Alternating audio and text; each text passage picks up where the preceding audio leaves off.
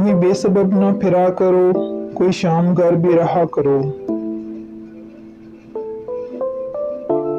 यूं ही बेसबब न फिरा करो, कोई शाम घर भी रहा करो।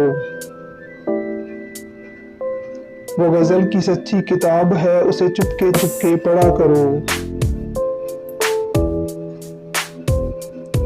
कोई हाथ भी ना मिलाएगा जो गले मिलोगे तपाक से।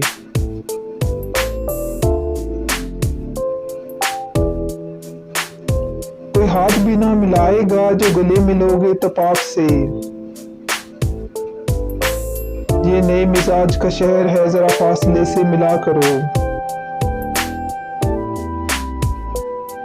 आई होप आपको मेरी ये पोएट्री पसंद आई होगी, तो प्लीज़ मेरा चैनल सब्सक्राइब कीजिए, लाइक कीजिए और शेयर कीजिए। Thank you.